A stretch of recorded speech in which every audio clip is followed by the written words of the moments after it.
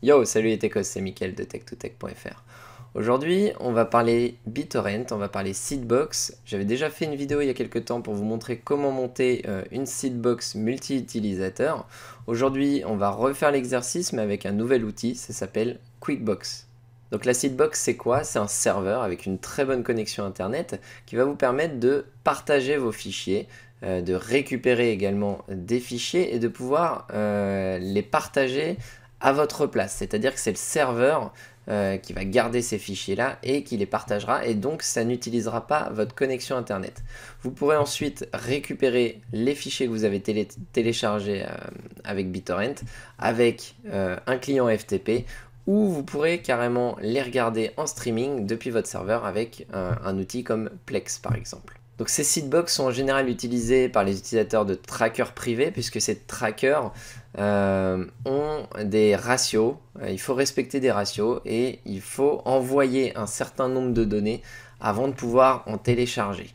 En général, le ratio est de 1 ou 1,5, c'est-à-dire qu'il va falloir, si vous téléchargez 500 Go, il faudra envoyer plus de 500 Go, voire si c'est 1.5, 750 Go.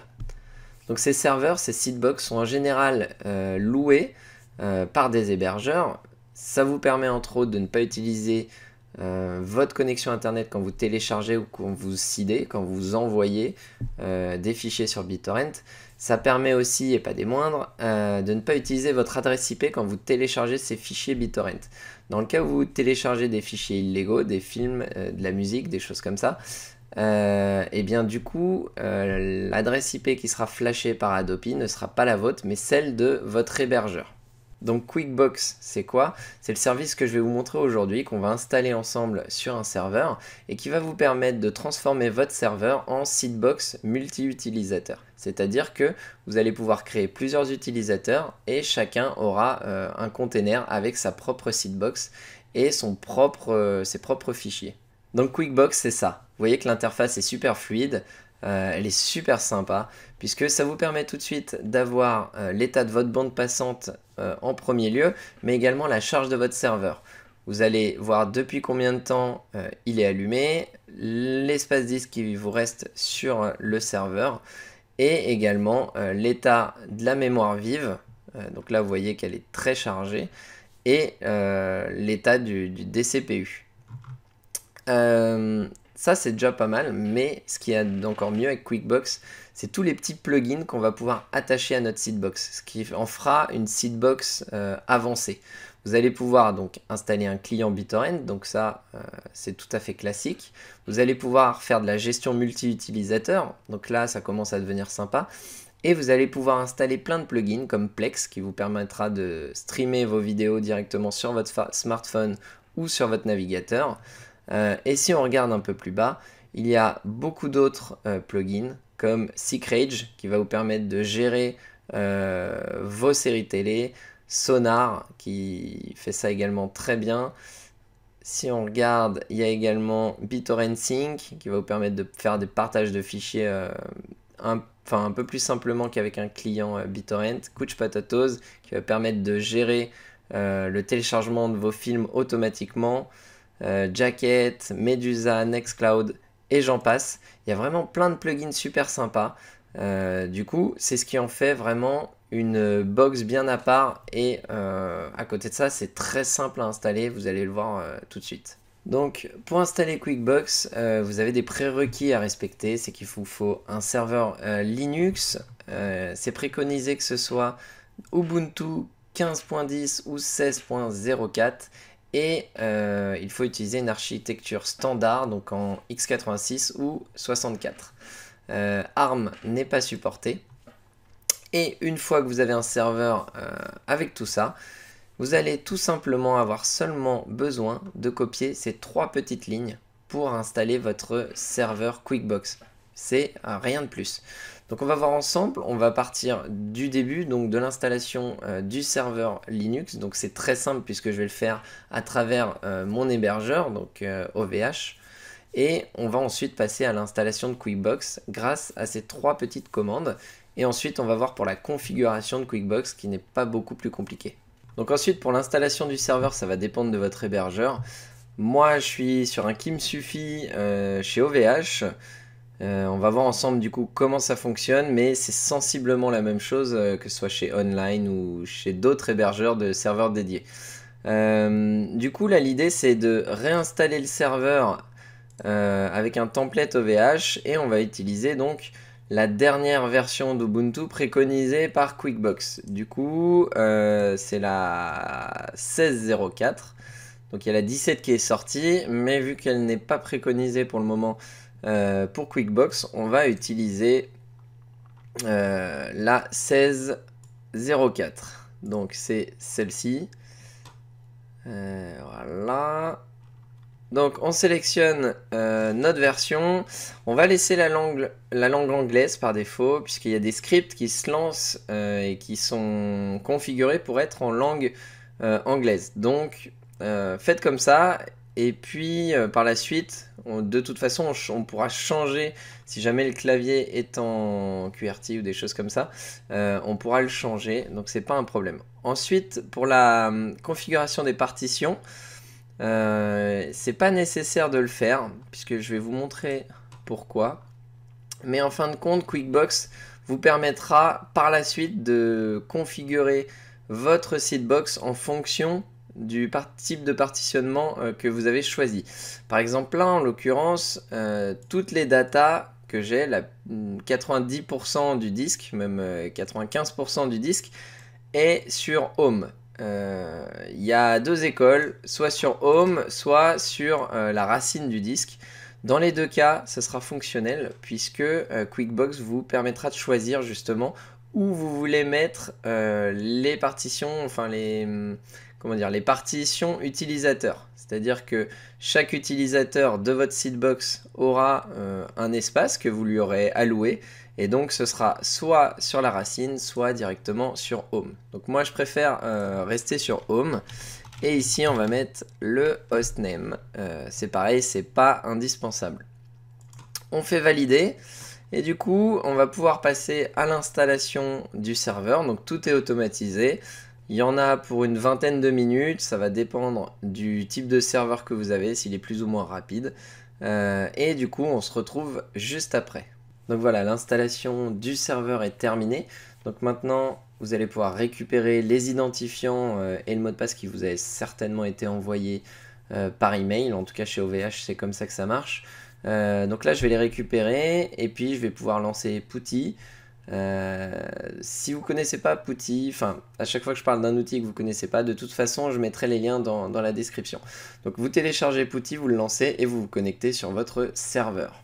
Donc voilà, Putty c'est ça, vous rentrez l'adresse de votre serveur et ensuite vous cliquez sur Open pour démarrer la connexion. Ici, la première fois que vous connectez à votre serveur, c'est normal, il vous avertit qu'il y a une clé qui n'est pas enregistrée dans le registre, vous faites oui. Et là, maintenant, vous vous connectez à votre serveur avec le mot de passe qui vous a été envoyé pour votre compte root. Voilà, donc là on est connecté sur le serveur. On va pouvoir reprendre le site. Le site où on était tout à l'heure. Et on va pouvoir copier ces trois lignes. Alors, c'est très simple. Qu'est-ce que font ces trois lignes? Elles vont mettre à jour votre serveur, donc avec un apt-get update, apt-get upgrade. Donc tout ça en silencieux et ensuite ça va aller chercher le script Quickbox qui va bien et ça va l'installer. Donc c'est très simple, vous copiez ces trois lignes, vous les lancez sur votre serveur, vous faites entrer et là vous patientez un petit peu étant donné que tout ça se fait en silencieux.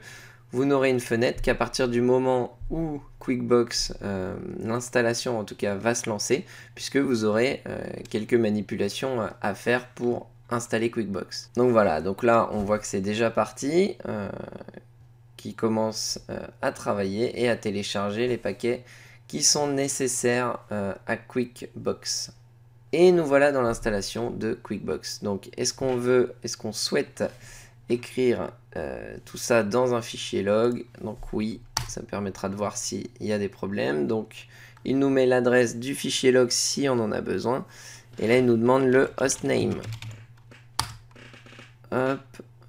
Donc, est-ce qu'on va utiliser des quotas? Donc, oui, puisqu'on aura plusieurs utilisateurs sur notre serveur. On n'est même pas obligé de mettre le Y, puisque par défaut, de toute façon, c'est la réponse oui qui est sélectionnée. Donc, on fait juste entrer.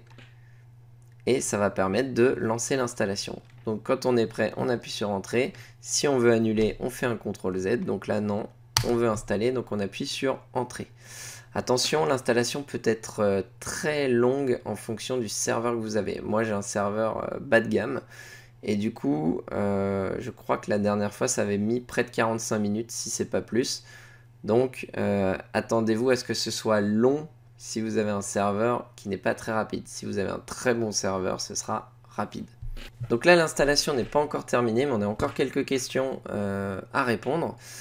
Du coup, la première, c'est sur quel point de montage sera le quota des utilisateurs. Donc c'est ce que je vous ai dit tout à l'heure, ça va dépendre du type de partitionnement que vous avez sélectionné.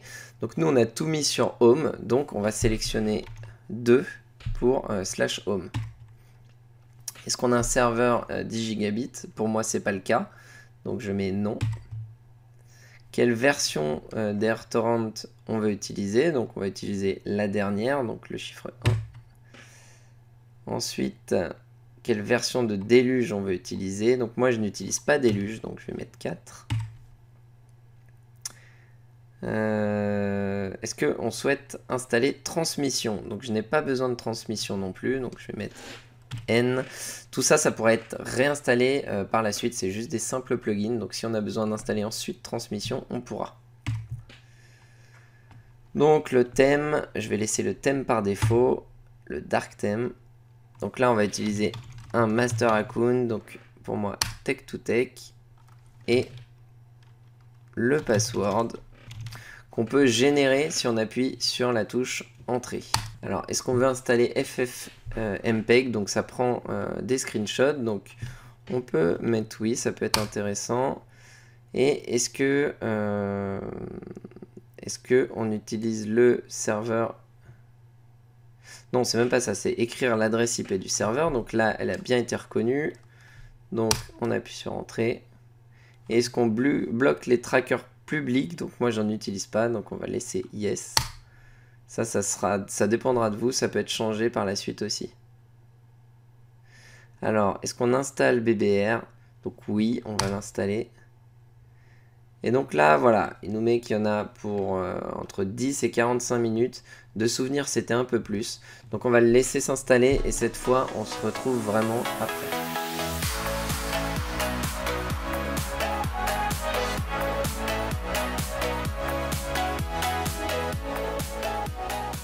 Donc voilà, l'installation est maintenant terminée. Il est recommandé de redémarrer le serveur, donc on va le redémarrer. Avant ça, faites bien attention puisque le port a été changé pour le SSH et le FTP. Du coup, il faudra se connecter sur les ports 57-57 pour le FTP et 47-47 pour le SSH. Donc attention à ça quand vous vous reconnecterez en SSH sur votre serveur ou en FTP pour récupérer par exemple les fichiers. Donc on va redémarrer et puis on va se connecter sur l'interface de QuickBooks, l'interface web, pour voir ce qu'il y a et pour vous montrer un petit peu comment ça fonctionne. Ok, donc maintenant que votre Seedbox est installé, il va falloir y accéder via votre navigateur. Donc vous ouvrez votre navigateur web, peu importe le navigateur, et vous tapez l'URL de votre Seedbox. Donc soit le nom de domaine si vous en avez un, soit directement l'adresse IP, ça fonctionnera. Ici, vous tapez votre nom d'utilisateur et le mot de passe qui a été créé ou que vous avez défini lors de la création de la Seedbox. Il se peut qu'il y ait besoin de le mettre 2 fois, donc là, ça n'a pas été le cas. Et vous voyez qu'on retrouve donc l'interface que je vous ai présentée tout à l'heure. Maintenant, il y a une dernière petite chose à faire. Ça va être de configurer le quota, puisque pour le moment, on n'a pas mis de quota. On a mis qu'on voulait l'utiliser, mais on ne l'a pas fait. Et si jamais vous voulez créer des nouveaux comptes utilisateurs avec des quotas spécifiques, il va falloir le faire également. Pour ça, vous avez une petite commande ici, enfin un petit récapitulatif de toutes les commandes que vous allez pouvoir utiliser sur cette Seedbox. Ces commandes sont à utiliser en SSH, donc via une console. Ici, vous allez pouvoir les taper soit depuis PuTTY, donc depuis votre client SSH, soit directement ici sur Web Console. Vous allez pouvoir ouvrir via l'interface web une console qui va vous permettre donc de lancer ces commandes. Donc on va se connecter avec notre compte.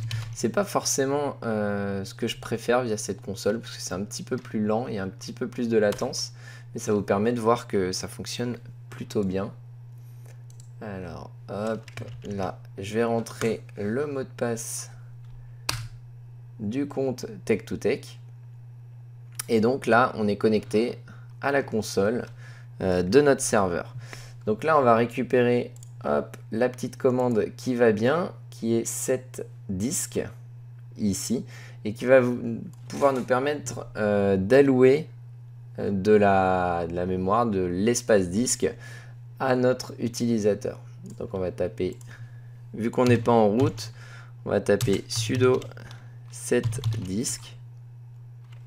Ici le nom d'utilisateur, le nom de l'utilisateur à qui on veut allouer du disque. Donc dans le futur vous pourrez modifier ça si vous le souhaitez. Si un utilisateur a besoin de plus d'espace disque, vous pourrez lui en mettre un peu plus.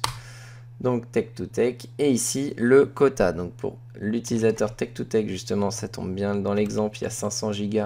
Et ben je vais mettre ici 500 Go. Et ensuite on va regarder ce qui se passe depuis le dashboard QuickBooks. En le rafraîchissant, on devrait récupérer 500 Go. Voilà. Donc vous voyez que c'est instantané. Et maintenant l'utilisateur Tech2Tech a 500 Go. Donc on va créer également un nouvel utilisateur. Donc pour ça la commande c'est create seedbox user. Donc on va faire un sudo create seedbox user. J'ai dû me tromper. Non, j'ai pas l'impression. Je vais le copier. Hop. Avec un. Je crois qu'il faut être en route pour lancer cette commande. Voilà. Donc ça ne marche pas. On va essayer via le SSH. Donc attention, souvenez-vous bien que le port SSH a changé. C'est 4747. Il a été changé lors de l'installation de la Seedbox. Donc là, on va se connecter en route. Hop. Je vais récupérer mon mot de passe route.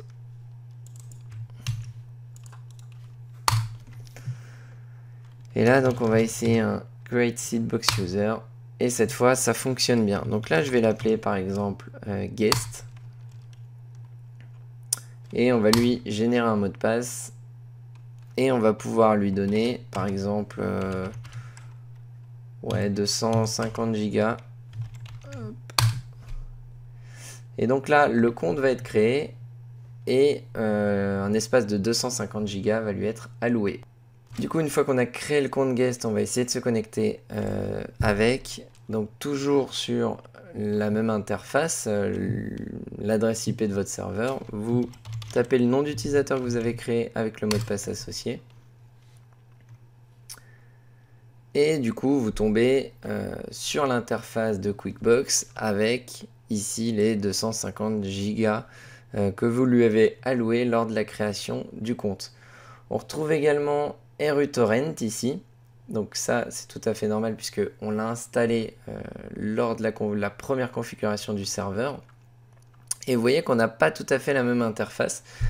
puisqu'il y a un master account, donc le premier compte que vous allez créer avec la Seedbox, avec QuickBooks, qui sera lui admin, qui va pouvoir manager les plugins et du coup installer des plugins supplémentaires. Là on a seulement du coup RUtorrent et ici le répertoire de téléchargement des torrents. Donc là on va se retrouver sur RUtorrent et on va voir un petit peu comment fonctionne RUtorrent, mais très rapidement. On va pouvoir ici ajouter des torrents, donc ça tombe bien, j'en ai quelques-uns. On peut en ajouter plusieurs à la fois si on veut. Il suffit de les mettre dans le dossier ici et de tous les ouvrir en même temps. Vous faites ajouter et tous les torrents vont être ajoutés en même temps. Ensuite, une fois que vous avez téléchargé votre torrent, qu'il est terminé, vous allez pouvoir soit le télécharger directement donc depuis ici, là, Download RUtorrent, et ici on va pouvoir directement télécharger les torrents, ou encore vous allez pouvoir partager le torrent téléchargé, le fichier final avec un de vos amis par exemple, en allant dans Files Manager, vous récupérez le fichier en question, vous faites clic droit, et ici vous allez pouvoir le partager. Donc ici vous mettez la durée, par exemple 10 heures, ici un mot de passe, et ensuite vous ajoutez ici, et ça va vous créer un lien temporaire. Vous voyez qu'il y a marqué ici lien de téléchargement créé. Vous allez ensuite dans le File Share, et ici vous allez retrouver votre lien temporaire à donner à votre ami, et c'est ce qui va lui permettre de télécharger votre torrent depuis votre serveur. Donc là il met que le fichier, qu'il n'y a pas de fichier, mais c'est tout simplement puisque notre torrent n'est pas terminé de télécharger. Voilà en gros ce que je peux vous montrer sur RUtorrent. Il y a pas mal d'autres fonctionnalités, je ne vais pas rentrer en détail sur RUtorrent. Je pense que si vous avez besoin d'aller un petit peu plus loin, n'hésitez pas, il y a plein de docs sur internet. Mais je pense que du coup, on a fait un petit peu le tour de la Seedbox QuickBooks, puisque vous avez vu comment créer d'autres utilisateurs, comment leur allouer de l'espace disque. Pour toutes les commandes, il faudra aller sur le master account, du coup en vous déconnectant ici. Et du coup, vous aurez toutes les commandes de QuickBooks. Ces commandes, elles sont également dans l'article que j'ai fait sur tech2tech.fr. Du coup, il suffit d'aller dessus, vous aurez la liste des commandes et ce qu'elles exécutent. Et après, vous êtes prêt à gérer très facilement une Seedbox multi-utilisateur depuis chez vous. Donc ça, après, à vous de voir quel hébergeur vous voulez prendre pour gérer votre serveur. Il y a pas mal de fournisseurs qui vous proposeront des serveurs dédiés, que ce soit chez OVH, les Kimsufi par exemple, chez Online, les Dedibox. Il y a plein de fournisseurs, il n'y a pas besoin d'une grosse config. Il va falloir surtout de l'espace disque, surtout si vous faites une Seedbox multi-utilisateur. Donc après, c'est à vous de voir. Donc la vidéo aura été peut-être un peu longue, mais ça aura permis de faire le tour de QuickBooks. J'espère que ça vous aura plu. N'hésitez pas à vous abonner si vous voulez d'autres vidéos de ce genre. Et puis, je vous dis à très bientôt pour de nouvelles vidéos. Ciao, ciao.